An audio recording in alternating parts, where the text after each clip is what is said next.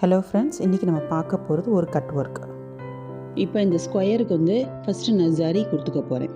ஃபுல்லாக அவுட்லைன் ஃபுல்லாக ஜரி ஒரு லைன் ஃபுல்லாக நம்ம கொடுத்துட்டு எல்லா சைடுமே நடுவில் ஒரு ப்ளஸ் மாதிரி கொடுத்துருக்கேன் பார்த்தீங்களா, 4 டிவைட் பண்ணி அதுக்குமே ஜரி கொடுத்துக்கணும். சரியா? ஃபுல்லாக ஜரி இந்த 4 இதுக்கு கொடுத்துட்டு நடுவில் அதுக்கும் கொடுத்துட்டு அதுக்கப்புறம் தான் நம்ம கட் ஒர்க் பண்ண போகிறோம். எப்படி பண்ணலான்னு பார்ப்போம். ஃபஸ்ட்டு ஜரி கொடுக்குறோம். இது ரொம்ப சேஃப்டியான ஸ்டிச்சஸ்ஸு, ரொம்ப ஈஸியாகவும் இருக்கும். கிராண்டான ஸ்டிச்சு, ரொம்ப எப்படி சொல்கிறது, ரொம்ப ஈஸியாக பண்ணிடலாம். நம்ம பயப்படவே வேண்டாம். சேஃப்டியாக நம்ம ஈஸியாக பண்ணலாம். யூனிக்காக இருக்கும். அது எப்படி பண்ணலான்னு நான் உங்களுக்கு சொல்லித்தரேன். ஃபஸ்ட்டு ஃபுல்லாக ஜரி தாங்க கொடுக்குறேன். இது வந்து ரொம்ப நம்ம லாங் ஸ்டிச்சாகவும் கொடுக்காதீங்க, ஷார்ட்டாகவும் கொடுக்காதீங்க. ஏன்னா ஒரு லைன் நான் ஜரி கொடுத்துட்டு அடுத்து இதுக்கு மேலே என்ன பண்ணுவேன்னா ஜிக்ஸாக் போடுவேன். நான் உங்களுக்கு ஜிக்ஸாக் சொல்லி கொடுக்குறப்பயே சொல்லி கொடுத்துருக்கேன். ஜிக்ஸாக் நமக்கு ரொம்ப யூஸ் ஆக போகிறது எதுக்கு அப்படின்னு பார்த்தோம்னா, நம்ம கட் ஒர்க்குக்கு யூஸ் ஆகும்னு சொல்லியிருக்கேன். அதே தான் இதுலேயும் பண்ணுவேன். அதனால் நான் ஒரு லைன் வந்து சிலவங்க 2 லைன் கொடுப்பாங்க. 2 லைன் கொடுத்துட்டு அதுக்கு மேலே ஜிக்ஸாக் கொடுப்பாங்க. அப்படியும் பண்ணலாம். சில நேரம் என்ன ஆகும் அப்படின்னா, அந்த மாதிரி 2 லைன் கொடுத்து ஜிக்ஸாக் கொடுக்குறப்ப அந்த லைன் வந்து அவுட்டர் லைன் வந்து ரொம்ப திக்காக தெரியும். அதனால் நான் சிங்கிள் லைன் கொடுத்துட்டு அதுக்கு மேலே ஒரு லைன் வந்து நம்ம ஜிக்ஸாக் கொடுக்குறப்ப இதுவே போதுமானதாக இருக்கும் நம்ம கட் பண்ணுறப்ப. எதுக்காக நம்ம ஜரி த்ரெட்டு கொடுத்துட்டு நம்ம கட் ஒர்க் பண்ணுறோம் அப்படின்னா, கட் ஒர்க் பண்ணுறப்ப மற்ற சில்க் த்ரெட்னா டக்குன்னு அது கருகிரும். ஜரி வந்து அவ்வளோ சீக்கிரமாக நமக்கு வந்து விட்டு போகாது, கருகாது. நம்ம ஜஸ்ட் நமக்கு அந்த இடத்துல ஏதாவது ஒரு லைட்டாக நம்ம அந்த ஸ்பார்க் பட்டாலுமே ஒன்றும் பெரிய பாதிப்பு வராது. அதனால தான் ஃபஸ்ட்டு நம்ம ஜரியில் பழகிக்கிறோம். சில்க்கு வந்து ரொம்ப யூஸ் பண்ண மாட்டாங்க, ஜரி தான் யூஸ் பண்ணுவாங்க. சரியா? அதனால் ஜரியில் ஃபுல்லாக அவுட்லைன் கொடுத்துக்கோங்க. எந்த டிசைனாக இருந்தாலும் ஃபஸ்ட்டு ஜரியில் நம்ம கொடுத்துக்கணும். அந்த ஸ்கொயர் ஷேப்லேயே கரெக்டாக நான் கொடுத்துக்கிறேன் பாருங்கள். இன்னும் ஒரு 2-3 கிளாஸஸ் தான் இருக்குது ஃப்ரெண்ட்ஸ். அதனால் அடுத்தடுத்து எல்லாமே போடுங்க, என் கூடயே சேர்ந்து போடுங்க. போடாதவங்க ஒரு மாதத்தில் என்னால் முடிக்க முடியலை அப்படின்னா ஒரு பிரச்சனையும் இல்லை, உங்களுக்கு எந்த அவசரமும் இல்லை. என் சேனலை சப்ஸ்கிரைப் பண்ணி வச்சுட்டு நீங்கள் எப்போ வேணும்னாலும் பார்த்து ஃபாலோ பண்ணிக்கோங்க. ஃபாலோ பண்ணி ஒவ்வொரு ஸ்டிச்சஸாக நீங்கள் பழகுங்க. ஒரு ஸ்டிச் வந்து நீங்கள் ஒரு 2-3 நாள் எடுத்து கூட நீங்கள் பழகலாம். வராதவங்க ஒரு வாரம் கூட எடுத்து பழகலாம். நீங்கள் எந்த ஒரு பயமும் உங்களுக்கு வேண்டாம். நம்மளால் ஒரு மாதத்தில் முடிக்க முடியலை அப்படின்லாம் எந்த இதுவும் இல்லை. எப்படியும் பயப்படாதீங்க. இது ஒன்றும் எக்ஸாம் கிடையாது. ஒரு மாதத்தில் முடிக்க முடியும் அப்படின்னு சொல்லி நான் சொன்ன டார்கெட் என்ன அப்படின்னா, என்கிட்ட எங்கள் கிளாஸ் வந்தவங்க முடிச்சிருக்காங்க. அதை வச்சு தான் நான் வந்து 1 மந்தில் வந்து நம்ம மெயினான ஸ்டிச்சஸ் எல்லாம் சொல்லி கொடுத்துட்டோம்னா, இதை வச்சு கண்டிப்பான முறையில் நீங்கள் கிராண்டாக ப்ளவுஸ் ஒர்க் பண்ணலாம். அந்த தைரியத்தில் தான் நான் இந்த கிளாஸஸவே 1 மந்த் கோர்ஸாக நான் போட்டது.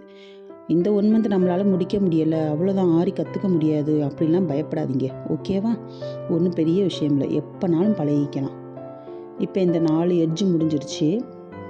லாக் போட்டு முடிச்சுட்டு அதுக்கப்புறம் இந்த நடு பாட்டும் நான் கொடுத்துக்கணும். சரியா? முடிச்சுட்டு இப்போ நடுவில் ஆரம்பிக்கிறப்ப எப்பயுமே அந்த நடுவில் அந்த ஸ்டிச்சஸ்க்கு நடுவுலே நீங்கள் ஆரம்பிங்க. ஓகேவா? அப்போ தான் அந்த கேப் வந்து ஃபுல்லாக ஃபுல்ஃபில் ஆகும். இப்போ செயின் நம்ம போட்டிருக்கோம்ல, செயின் நடுவுலேருந்தே குத்தி நீங்கள் எடுங்க ஸ்டார்ட் பண்ணுறப்ப. அதே மாதிரி முடிக்கிறப்பையும் அந்த சைடு வந்து நடுவில் குத்தியே நீங்கள் லாக் பண்ணி முடிச்சுக்கோங்க. அப்போ தான் அந்த நம்ம போய் சேர்கிற அந்த ஜரியும் நமக்கு வந்து எந்த ஒரு கேப்பும் இல்லாமல் கிடைக்கும். ஓகேவா?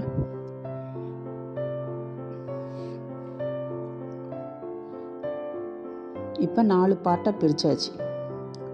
இப்போ 4 பார்ட்டாக பிரித்து போடுற காரணமும் அப்படி தான். சின்ன சின்ன எடுத்துக்கலாம், நீங்கள் எப்படி பண்ணணும் அப்படி உங்களுக்கு ஒரு இது வரணும். அதனால தான் இப்போ ஃபுல்லாக வந்து நான் வந்து ஜிக்ஸாக் கொடுக்குறேன் பாருங்கள். எல்லா இடத்துக்கும் ஜிக்ஸாக் கொடுத்துடணுங்க. அந்த ஸ்கொயர் வர்ற நடுவில் சுற்றி எல்லா பக்கமும் ஜிக்ஸாக் கொடுத்து முடிச்சுக்கணும். அப்போ தான் நம்ம வந்து கட் ஒர்க் பண்ணுறப்ப சேஃப்டியாக இருக்கும். இல்லைனா ஜரி ஒரு லைன் கொடுத்தீங்க அப்படின்னா அது வந்து நம்ம கட் ஒர்க் பண்ணுறப்ப ஓட்டை பெருசாயிரும், துணி கிழிஞ்சிரும். ஃபுல்லாக முடிச்சுட்டு காட்டுறேன். இப்போ ஆல்மோஸ்ட் எல்லா பக்கமும் நான் கொடுத்துட்டேன், ஜிக்ஸாக் கொடுத்துட்டேன். இப்போ நான் ஊதுபத்தி தான் எடுத்திருக்கேன். ஊதுபத்தி தான் சேஃப்டியானதுங்க. நல்லா நீங்கள் ப்ராக்டிஸ் பண்ணதுக்கப்புறம் நீங்கள் கொசுவத்தி சுருள் எடுத்துக்கலாம், இல்லைனா சால்ட்ரின் அயன் வச்சுக்கலாம். எதுனாலும் நம்ம சாய்ஸ் தான்.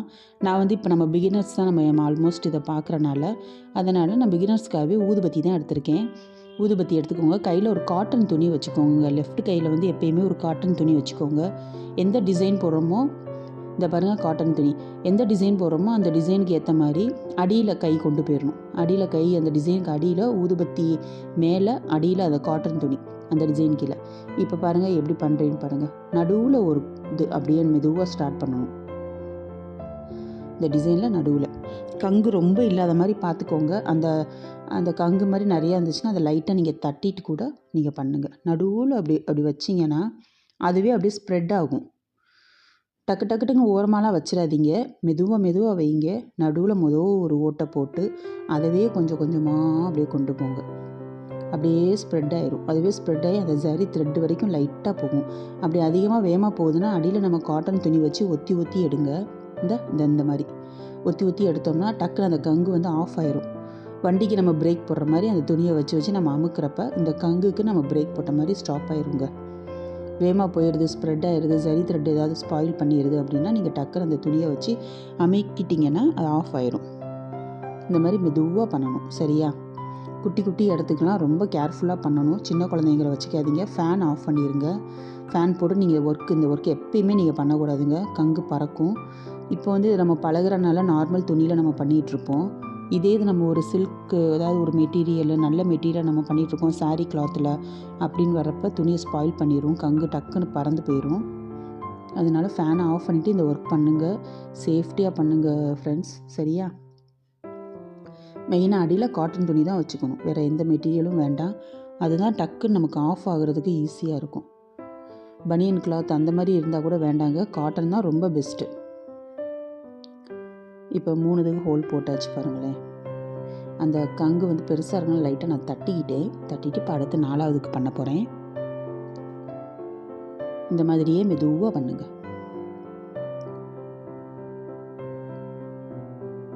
ப்ளவுஸோட நெக் பேட்டர்னுக்கு அழகாக இப்போ ஒரு லோட்டஸ் நீங்கள் வரைகிறீங்க. அந்த லோட்டஸ் நடுவில் ஃபுல்லாக இந்த மாதிரி நீங்கள் கட் ஒர்க் பண்ணிவிட்டு அடியில் வேறு ஒரு கிளாத் நம்ம கொடுக்குறப்ப என்ன ஆகும் அப்படின்னா, ஒரு இப்போ ஒரு எக்ஸாம்பிளுக்கு ப்ளூ கலர் ஒரு மெட்டீரியல், அதுக்கு ஒரு பிங்க் கலரில் நம்ம கொடுக்கணும் அப்படின்னா ஃபுல்லாக நம்ம ஜரி த்ரெட் வச்சோ இல்லை சில்க் த்ரெட் வச்சோ நம்ம ஒர்க் பண்ணுறதுக்கு பதிலாக ஃபில்லிங்க்கு தாம்பூரோ ஏதாவது ஒரு ஸ்டிச்சு லோடிங்கோ ஏதாவது ஒன்று பண்ணுறதுக்கு பதிலாக கட் ஒர்க் கொடுத்தா அது ஒரு டிஃப்ரெண்ட்டான லுக்காக இருக்கும்.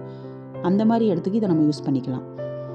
பீகாக்குக்கு அதே மாதிரி தான். பாடிக்கு ஒரு கலராக இருக்கும், நம்ம அந்த மேப்பாட் பீகாக்கு ஒரு கலராக இருக்கும்.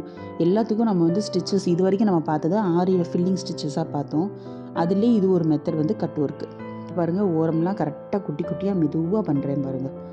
இந்த மாதிரி மெதுவாக பண்ணுங்கள். ஊதணுமா இருந்தால் அப்படியே ஊதாதீங்க. தனியாக வச்சு ஊதிட்டு திருப்பி இந்த துணியில் கொண்டு வைங்க. துணியில் வச்சுட்டே ஊதாதீங்க. அப்படி ஊதுறப்ப கூட கங்கு பறந்து நமக்கு ஓட்டை விழுந்துடும் ஃப்ரெண்ட்ஸ். அதனால் பார்த்து பண்ணுங்கள். சரியா? ஆல்மோஸ்ட் ஃபுல்லாக கவர் ஆகி நல்லா அந்த ஹோல்ஸ்லாம் தெரியுது பாருங்கள். மேலே நம்ம ஹோல்ஸ் போட எப்படி ஊதுபத்தியை யூஸ் பண்ணுறோமோ அதே மாதிரி கீழே அந்த துணியை வச்சும் அப்பப்போ அந்த பிளாக் கலர் இந்த லேஷ் எல்லாத்தையும் நம்ம எடுத்து விட்டுக்கிட்டே இருக்கணும். அப்போ தான் அது நீட்டாக இருக்கும் அந்த ஒர்க்கு. பாருங்கள், நான் உடனே அதை எடுத்துக்கிட்டே இருக்கேன் பாருங்கள். பொறுமையாக பண்ணுங்கள்.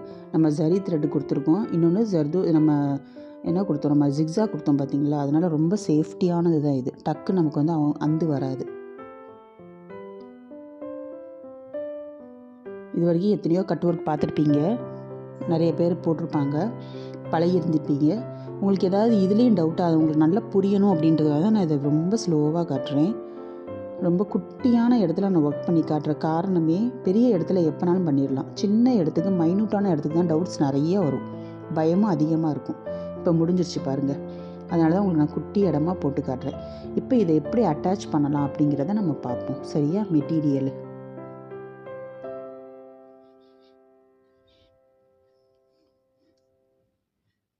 இப்போ இந்த அளவுக்கு கரெக்டாக ஒரு மெட்டீரியல் எடுத்துக்கிறோம். கொஞ்சம் பெருசாக இருந்தாலும் பரவாயில்ல, ஒன்றும் பிரச்சனை இல்லை. இப்போ இதுக்கு என்ன அளவு வேணுமோ நான் மெஷர் பண்ணி அந்த அளவுக்கு கட் பண்ணிக்கிறேன். உங்களுக்கு நல்ல டிஃப்ரென்ஸ் தெரியணும் அப்படின்றதுக்காக நல்ல டார்க் கலராக நான் எடுத்திருக்கேன். உங்கள் வீட்டில் என்ன துணி நீங்கள் இருக்கோ, உங்களுக்கு ஏதாவது ஒரு பழைய மெட்டீரியல் இருந்துச்சுன்னா நீங்கள் அதை அட்டாச் பண்ணி கட் பண்ணி பாருங்கள். இப்போ இந்த அளவு வேணும் எனக்கு, நான் கட் பண்ணிக்கிறேன்.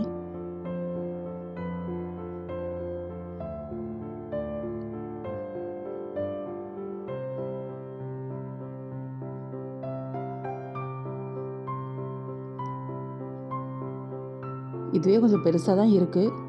கொஞ்சம் அந்த நுனியை மட்டும் கட் பண்ணிவிட்டு இதை ஒட்ட போகிறேன். எப்படி ஒட்ட போகிறேன்னு மட்டும் பாருங்கள்.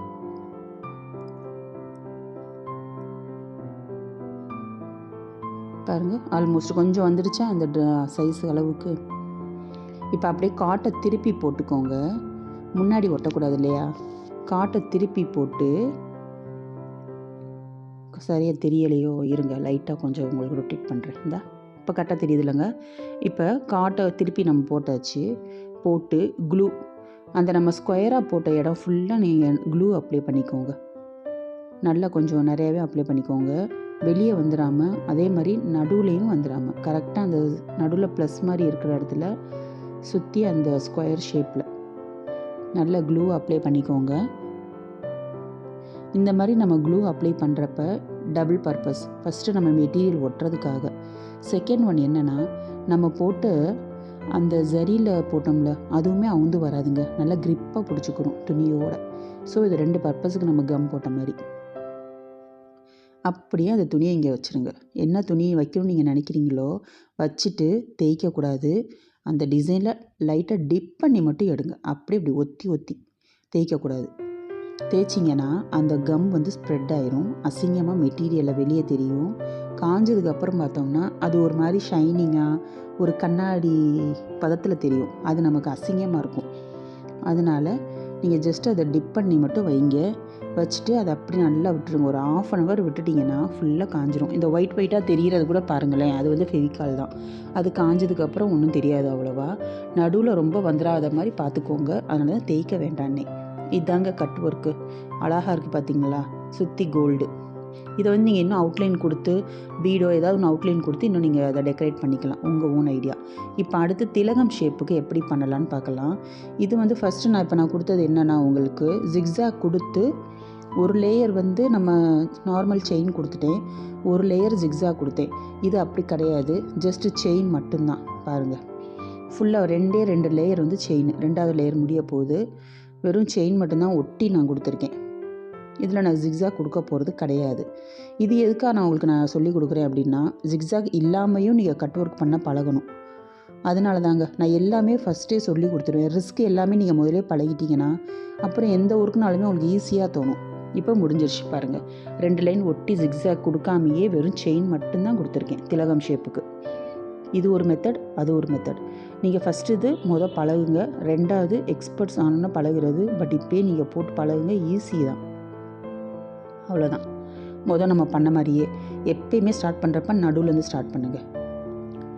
பண்ணால் தான் அது அப்படியே ஸ்ப்ரெட் ஆகும். பாருங்கள், அந்த கங்கு அப்படியே ஸ்ப்ரெட் ஆகிறப்பே அதுவே ஆல்மோஸ்ட் அந்த டிசைன் கிட்டக்க கொண்டு போயிடும். நீங்கள் ஓரத்துலேருந்து ஸ்டார்ட் பண்ணிங்கன்னா அந்த ஜரியை வந்து ஸ்பாயில் பண்ணிடும். அதனால் நடுவில் இருந்தே பண்ணுங்கள், மெதுவாக பண்ணுங்கள். ஓகேவா? ஜிக்ஸாக் தெரியாதவங்களுக்கு இந்த வீடியோவில் வந்து லிங்க்கில் நான் டிஸ்கிரிப்ஷனில் நான் அந்த லிங்க்கெல்லாம் தரேன், பார்த்து செக் பண்ணி பழகிக்கோங்க.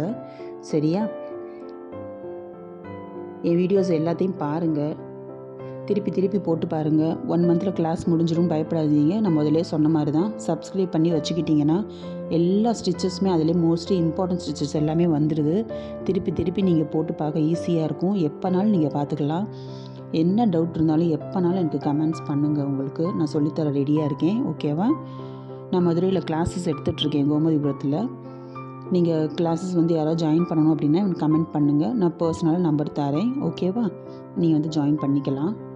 ஏதாவது டவுட்ஸ் இருந்தாலும் கேளுங்க சிஸ்டர். ஓகேவா? இப்போ பாருங்கள், சூப்பராக அந்த திலகம் ஷேப்புக்கு நம்ம கட் பண்ணியாச்சு. அழகாக ஜிக்ஸாக் போடாமையே எவ்வளோ அழகாக கட்டிங் பண்ணியாச்சு பார்த்தீங்களா? அழகாக சூப்பராக இருக்குல்லங்க. அவ்வளோதான். இப்போ இதுக்கு அதே மாதிரி மெட்டீரியல் அது சைஸுக்கு ஏற்ற தான் நான் ஒன்று எடுக்கிறேன், கட் பண்ணி.